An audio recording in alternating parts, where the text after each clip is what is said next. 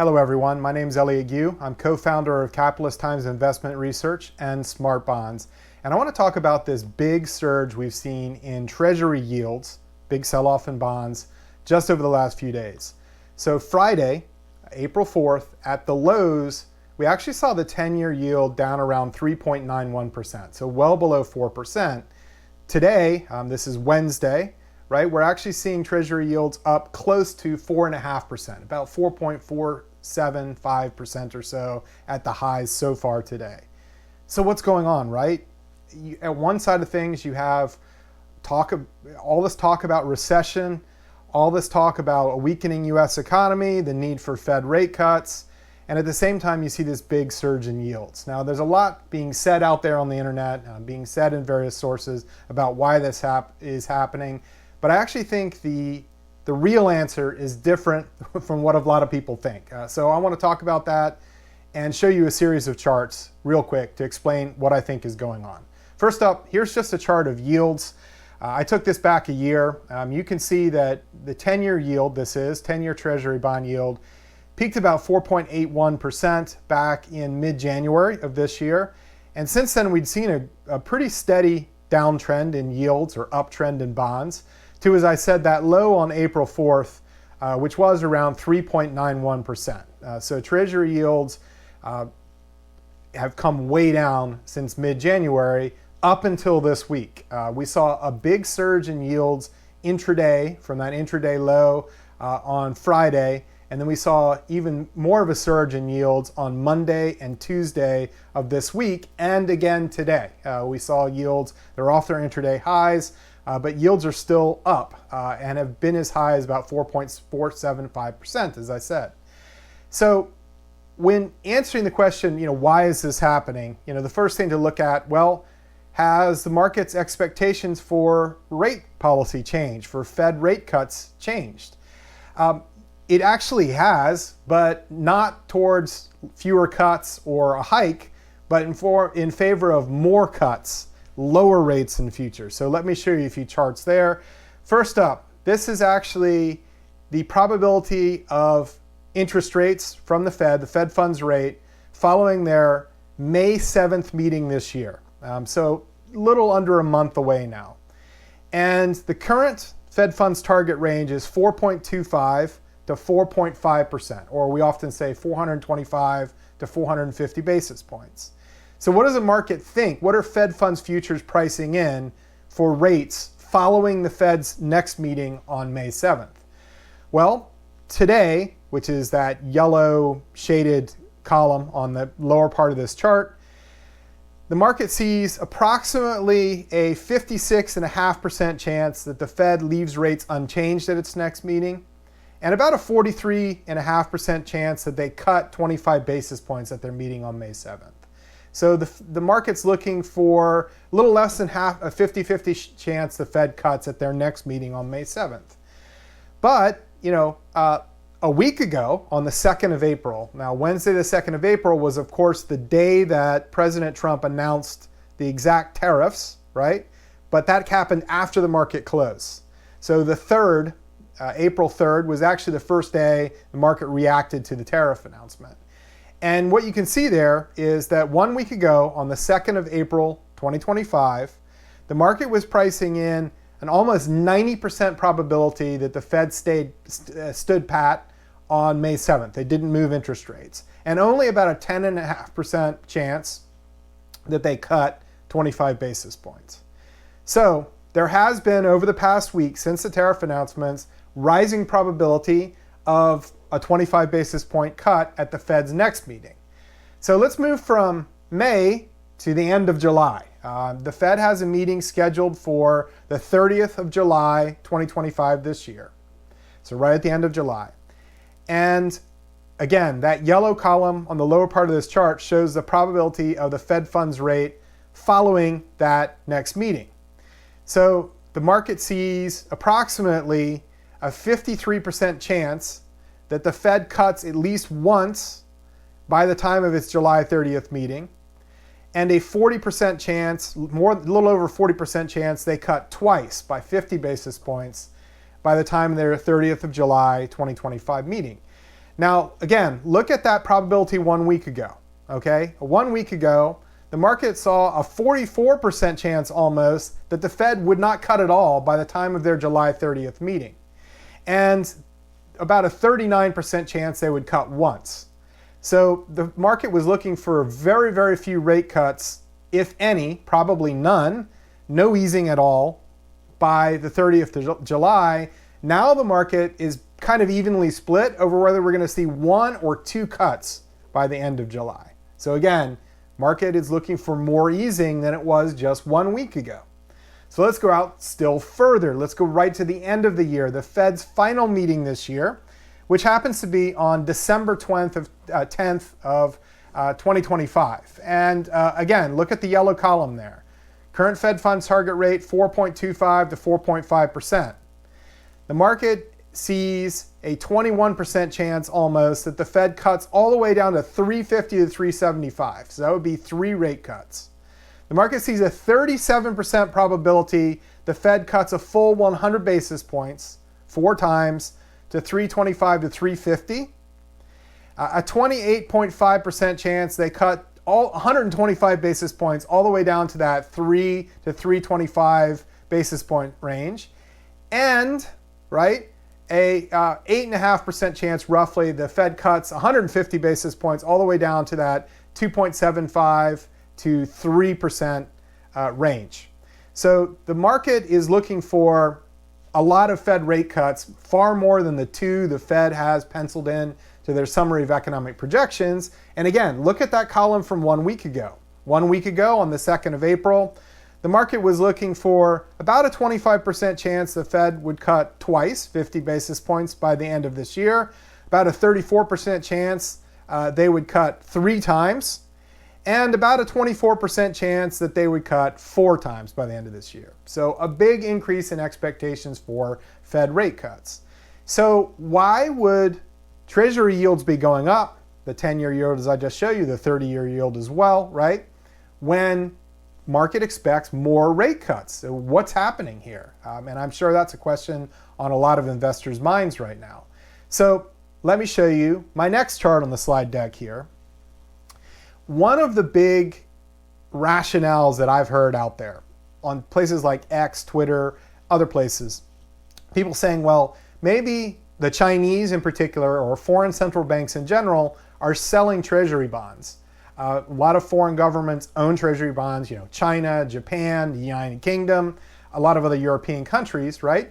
So maybe they're selling treasury bonds either because to use it as a weapon against the United States, in other words, by selling bonds to drive up US interest rates as sort of retaliation for the tariffs, or simply they don't have confidence in the US anymore. And so they want to get out of treasury bonds or at least reduce their holdings. So, of course, it is possible for foreign governments to sell down their treasury bond holdings. In fact, China's been doing it for many, many years now, which doesn't get a lot of attention. China used to hold a lot more treasuries than it does today, still has around $750 billion of US treasury bonds, right? But that's down from well over $1 trillion just a few years ago. So, what's happening? What's happening there? Well, if we actually saw foreign central banks selling treasury bonds, you would probably see some severe weakness in the US dollar. The reason being is, China's not going to sell, say $50 billion worth of treasury bonds and then hold that cash in US dollars. They're going to convert it to, back to Chinese yuan or, right, other foreign currencies. For example, maybe they will go and put that money into European government treasury or government bonds. Therefore, the euro would expect to be appreciate in value. But here's the chart of the dollar index since last week. Now, we saw a big sell-off on April 3rd in the US dollar index. But bonds actually rallied on April 3rd. We actually saw a pretty big rally in treasuries on April 3rd and in the morning of the 4th, actually. But since the close on the 3rd, treasury yields have risen. Bonds have sold off, but the US dollar is basically flat with where it was on April 3rd, at the close on April 3rd today. We're actually a little higher. The dollar's actually strengthened slightly from where it closed last April 3rd, Wednesday, April 3rd. So in my mind, it's certainly possible that you're seeing some foreign government or foreign central banks selling U.S. government bonds, treasuries, potentially as retaliation against the U.S. tariffs. But we're not really seeing the footprints I'd expect to see in the currency markets if that were actually the main cause. Another explanation I've heard bandied about is, well, maybe investors are worried about inflation, right? They're worried about the fact that the tariffs are going to spark inflation, and therefore, the Fed's not going to be able to cut as much as people expect, or is going to have to maintain interest rates at a higher level for longer, much longer than expected. Well, first up, I would point you back to the charts I just showed you of the Fed funds futures market trading, showing people actually expecting more rate cuts now than they were pre-tariffs, not less. So that doesn't exactly match up. But even more important, look at this chart. This is actually a chart of the 5-year break-even inflation rate. Now, this is calculated by comparing the yield on a 5-year U.S. Treasury bond to the yield on a 5-year Treasury inflation-protected security. The difference is a rough approximation of the market's expected annual inflation rate over the next 5 years, right? So, what we're seeing here is, as of yesterday's close, as of April 8th close, the market was looking at a break-even inflation rate of about 2.35%, just 2.35%. So a little above the Fed's target, but not particularly high. Even more important, if you look to where it was in late March, it was trading over 2.6%. So inflation expectations market-wide are actually down since the end of March, not up. So the market isn't looking for more inflation. In fact, you could say the market's reaction to the tariff news was actually to price quite a bit of longer-term inflation out. So I think certainly the market's looking for some sort of a spike in inflation near term as the tariffs come into effect, but that's really a one-off impact. The average rate of inflation over the next 5 years is actually expected to be lower than it was pre-tariff, and I think a lot of that has to do with concerns about economic growth and the health of the economy, and that means that the Fed's more likely to be focused on the growth side of their mandate, the labor side of their mandate, rather than the inflation side of their mandate later on this year. So I don't think the answer to the question is in break-even inflation rates or market increase in expected inflation over the next few years. There's clearly something else going on here. So let me back up just a second and show you a chart of the iShares 20-plus year Treasury bond exchange traded fund, trades under the symbol TLT. This is just a simple price chart of the TLT over the last, I believe I took this back to last May. So just about a year. And you can see here that we saw a big rally, as I said, from mid-January up to the high for TLT year-to-date was on Friday. And we saw a very, very rapid sell-off over the last few days, to the point that the TLT is now trading basically where it was in the middle of February. So yields have risen and prices have come down for that long bond. That's a very sharp, extreme move. Now, whenever I see a sharp, extreme move like that, my first thought is that it's about leverage, right? And liquidity, right? Particularly. So in other words, somebody is leveraged something and on the wrong side of the trade, and they're having to liquidate their position. That's usually what causes very rapid moves in any market, whether it's a stock, a bond, a futures market. It's somebody offsides, positioned badly, over-leveraged, and something broke, and they're now having to liquidate their positions, in this case, in treasuries. And more particularly, when I see a broader risk-off environment like this, right, like we're seeing right now, where stocks are down, you saw gold down at one point, as I'll show you in a minute, you saw bonds down, what that tells me is that somebody needs to raise cash. And when a hedge fund or a bank or whoever it is needs to raise cash quickly, they're going to sell off their more liquid assets or assets that haven't gone down as much. In this case, I believe what we're seeing for a variety of reasons, and I won't go into all the technical trades that are out there that are blowing up right now, but there are several popular hedge fund trades in things like the swaps market that are blowing up right now. But what this tells me, just looking at this chart, is that somebody needs to raise capital, and they need to raise capital, very, very, very quickly. Now, the truth of the matter is that we've actually seen this before. And the problem has to do with the liquidity in the government bond market. Now, I know that sounds crazy, right? The Treasury market has a reputation as being one of the most liquid markets in the world, easy to buy, easy to sell.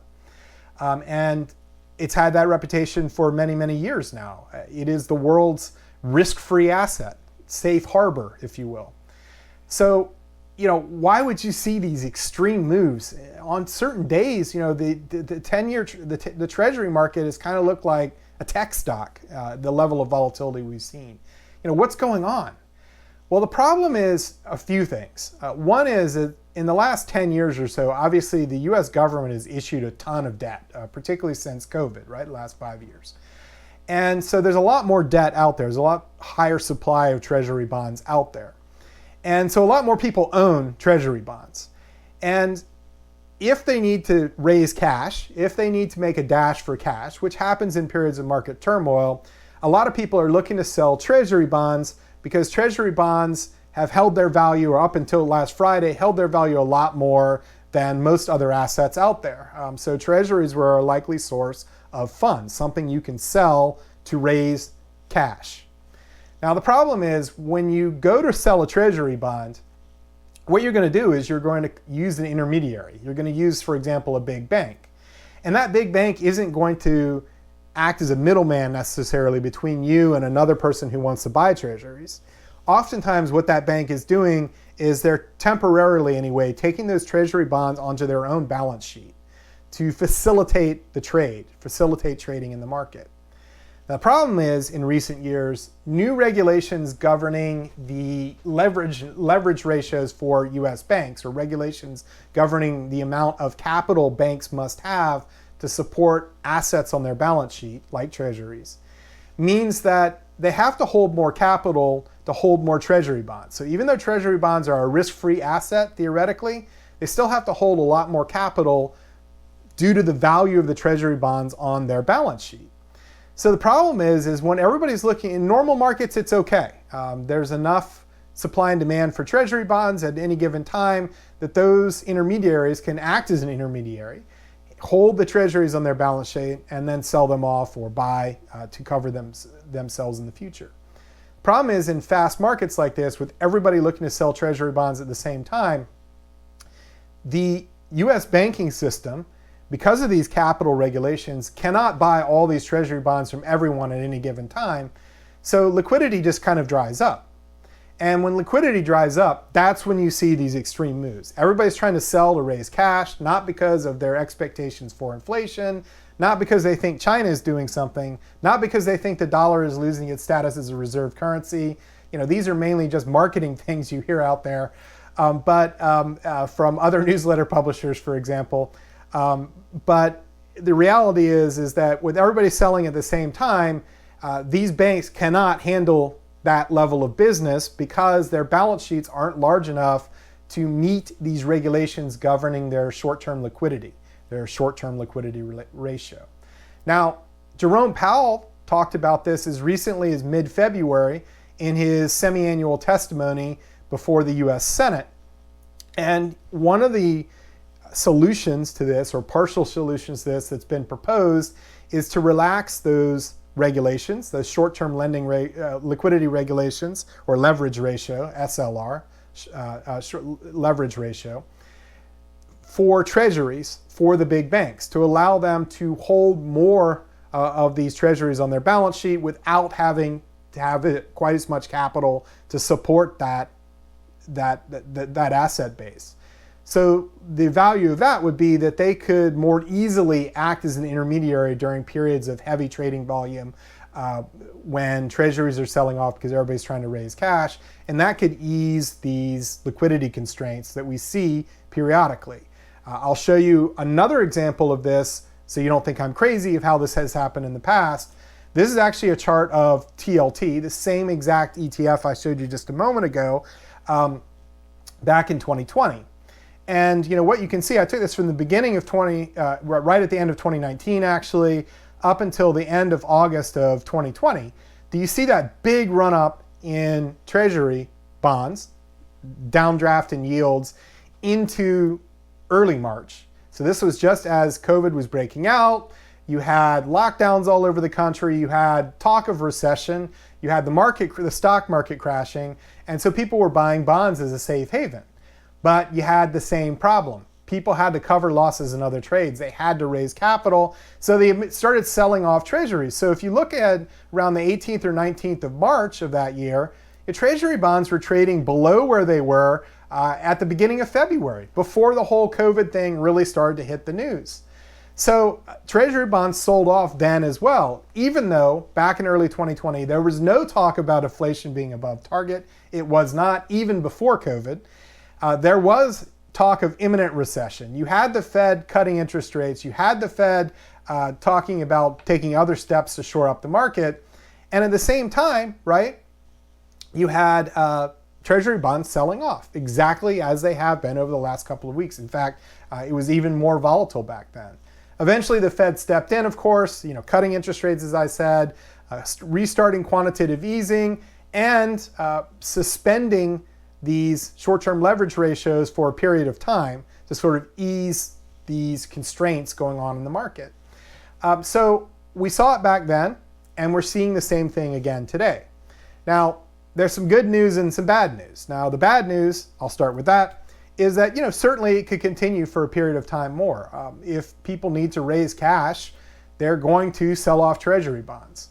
Now, once the selling pressure is done in treasury bonds, or once somebody like the Fed steps in to try to shore up this problem or try to improve liquidity in the treasury market, which is something that they have tended to do in the past, you tend to see a very rapid recovery in treasury bonds, a big downdraft in yields as the market refocuses on the fundamentals, which are that recession probability